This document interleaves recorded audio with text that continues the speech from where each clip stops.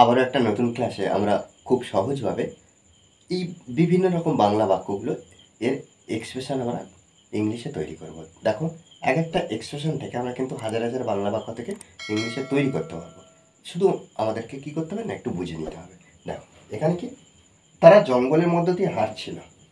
দেখো, প্রত্যেকটা কিন্তু আলাদা আলাদা এক্সপ্রেশন এখানে ব্যবহার করা হয়েছে। তাদের মধ্যে একজন গাছে উঠতে পারেনি, তাদের মধ্যে একজন গাছে উঠে বলল, এই পুকুরে অনেক ব্যাঙ ছিল। ছেলেটি তার বাবার মতো সুন্দর নয়, তার চরিত্র ফুলের মতো পবিত্র। দেখো, এগুলো আমাদের ইংলিশে করতে হবে। একটু বুঝে বুঝে দেখব। তারা জঙ্গলের মধ্য দিয়ে হাঁটছিল। সাবজেক্ট একটা বাক্যের মধ্যে সবসময় আমাদেরকে কি করতে হবে, যত বড় বাক্য হোক না কেন, সাবজেক্ট আর ভার্বটা আগে খুঁজে বার করব। দেখো, ফার্স্ট টাইম কি করব, ভার্ব, তারপরে সাবজেক্ট। দেখো, তারা জঙ্গলের মধ্যে দিয়ে হাঁটছিল। এই যে হাঁটছিল, এটাই ভার্ব, বাংলা ক্রিয়া। কে হাঁটছিল, কে বা কারা দিয়ে প্রশ্ন করবো, সাবজেক্ট পেয়ে যাবো। তাহলে কে হাঁটছিল না তারা, বা কারা হাঁটছিল, তারা হাঁটছিল। তাহলে সাবজেক্ট আর ভার্ব পেয়ে গেলাম। তাহলে আমরা লিখবো এখানে কি, দিয়ে। তারা হাঁটছিল, হাঁটছিল, তাহলে অতীতে একটা কাজ কিছু সময় তাহলে করছিল, সেক্ষেত্রে আমরা কি করবো, পাস্ট কন্টিনিউয়াস টেন্স করবো। যেমন হাঁটছিল, দেখছিল, ঘুমাচ্ছিল, তাহলে কাজটা কিছু সময় ধরে করছিল। সেক্ষেত্রে আমরা কি করব, ওয়াজ বা ওয়্যারের মধ্যে যখন একটা নিয়ে আসবো, তারপরে ভার্বের সঙ্গে আইএনজি। সাবজেক্ট যেহেতু দে, তাহলে আমরা এখানে ওয়্যার ব্যবহার করব। They were walking, they were walking, তারা হাঁটছিল। এবারে দেখো, এই যে মধ্য দিয়ে, মধ্য দিয়ে আমরা ইন দ্য জঙ্গল বা ইন দ্য ফরেস্ট ব্যবহার করব না। কেন? কারণ তারা হাঁটছিল, কোনো কিছুর মধ্য দিয়ে যদি বোঝায়, এক স্থান থেকে অন্য স্থানে কোনো কিছুর মধ্য দিয়ে যাচ্ছে, সেক্ষেত্রে আমরা প্রিপোজিশন মধ্য দিয়ের জন্য থ্রু ব্যবহার করব।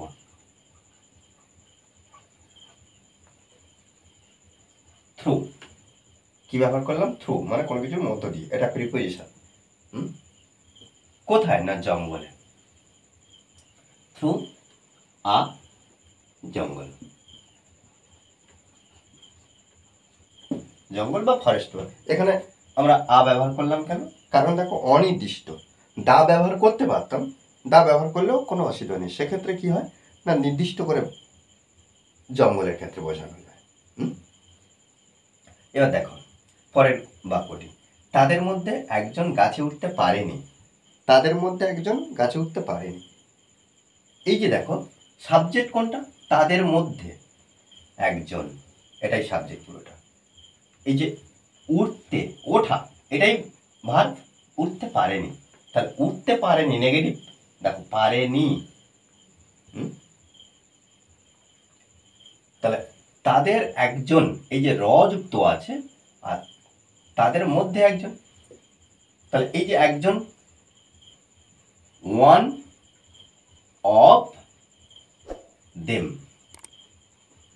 দেম বলতে তাদের, তাদের, তাদের র, এই যে অফের জন্য র ব্যবহার হলো, তাদের একজন। পারেনি, দেখো উঠতে, ওঠা, ওঠা ইংরাজি climb up.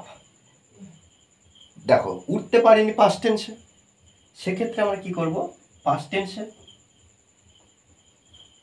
Did not, past টেন্সে কিন্তু বাক্যটা লিখছি।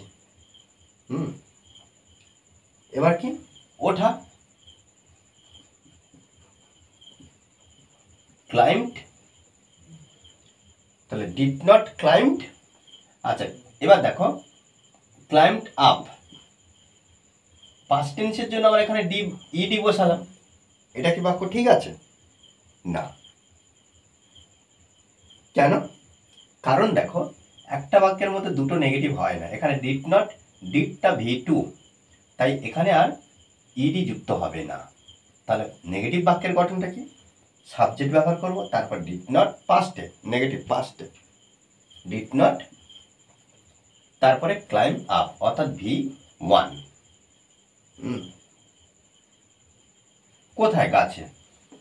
আ ট্রি, যে কোনো একটা গাছে, নির্দিষ্ট করে বলা নেই, ওই জন্য আ ট্রি, একটি গাছ। ওকে, এবার দেখো তাদের মধ্যে একজন গাছে উঠে পড়ল। তাহলে একইভাবে ওয়ান অফ দেম, তাহলে উঠে পড়েনি তার জন্য আমরা ডিড নট ব্যবহার করি, মানে নেগেটিভের জন্য আমরা ডিড নট ব্যবহার করলাম, ডিড নট ক্লাইম্ব আপ, উঠে পড়েনি বা উঠতে পারেনি। ওকে, আর উঠে পড়লো, তাহলে এখানে লিখব ক্লাইম্বড আপ। দেখো এখানে আমরা V2 লিখলাম। এই V2 কে পাস্ট টেন্সে করার জন্য, মানে নেগেটিভ করার জন্য এই পাস্টে আমরা ডিড নট ব্যবহার করেছি, V2 এর জন্য আমরা ডিড ব্যবহার করেছি, তাই এই ইডিটা রাখিনি এই বাক্যটার ক্ষেত্রে। তাহলে ওয়ান অফ দেম, তাদের মধ্যে একজন, ক্লাইম্বড আপ, উঠে পড়ল। কোথায়? গাছে, আ ট্রি। ওকে, এই পুকুরে অনেক ব্যাঙ ছিল। দেখো কোনো স্থানে কোনো কিছু যদি ছিল যদি বোঝায়, তাহলে সেই ধরনের বাক্য আমরা কি করব না, দেয়ার দিয়ে শুরু করব। দেয়ার ওয়াজ বা ওয়্যার, কতগুলো প্লুরাল বা সিঙ্গুলার, সেক্ষেত্রে আমরা ওয়াজ বা ওয়্যার বুঝে লিখব। তাহলে দেখো, তাহলে কোনো স্থানে কোনো কিছু ছিল বোঝা, মানে পুকুরের মধ্যে ছিল কি, ব্যাঙ ছিল, সেক্ষেত্রে আমরা দেয়ার দিয়ে ব্যবহার করব। দেয়ার, দেয়ার কি, দেয়ারের পর আমরা এখানে লিখব কি, ওয়্যার, দেয়ার ওয়্যার। কেন? কারণ অনেক ব্যাঙ, দেয়ার ওয়্যার, অনেক ব্যাঙ। তাহলে there were, there were many, many frogs, there are many frogs. হ্যাঁ, অনেক ব্যাঙ ছিল। কোথায়? এই পুকুরে। তাহলে এই পুকুরের মধ্যে, in this pond, in this পন্ড, এই পুকুরের মধ্যে। ওকে, তাও দেখো ছেলেটি তার বাবার মতো সুন্দর নয়। ছেলেটি কার সঙ্গে তুলনা করা হচ্ছে? ছেলেটির সঙ্গে তার বাবার। তাহলে এখানে সাবজেক্ট আমরা দা বয় ব্যবহার করব। The boy is not as beautiful, as beautiful. আচ্ছা এখানে হ্যাঁ, অ্যাজ বিউটিফুল ব্যবহার করলে হবে, বিউটি, বিউটিফুল অ্যাজ তার বাবার মতো, অ্যাজ হিজ, হিজ ফাদার। ওকে, তো দেখো তার চরিত্র ফুলের মতো পবিত্র, তার চরিত্র ফুলের মতন পবিত্র।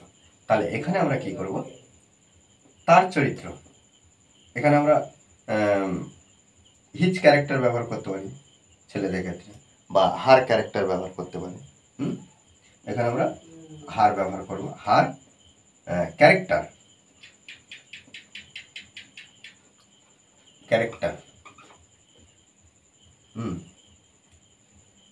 Is as pure, PURE, pure, as ফুলের, অ্যাজ ফ্লাওয়ার্স। ফ্লাওয়ার্স ইজ মানে ফুলের, অর্থাৎ অনেক ফুলের প্লুরালে লিখতে পারি বা সিঙ্গুলারে লিখতে পারি, কোনো একটা ফুলের, সেক্ষেত্রে আমাদের প্লুরালে লেখা সব থেকে কিন্তু প্রযোজ্য। তাহলে her character is as pure as flowers. এভাবে কিন্তু আমরা বাক্যগুলোকে ট্রান্সলেট করতে হবে, আমাদেরকে একটু বুঝে বুঝে ট্রান্সলেট করতে হবে, তবে কিন্তু ইংলিশে ইমপ্রুভ করতে পারবো। ওকে, আর এই ক্লাসটি যদি ভালো লাগে অবশ্যই লাইক করুন স্যার, আর যারা এখনো পর্যন্ত এই চ্যানেলটি সাবস্ক্রাইব করেননি তারা অবশ্যই চ্যানেলটি সাবস্ক্রাইব করে পাশে থাকবেন। Okay, thanks for watching this video.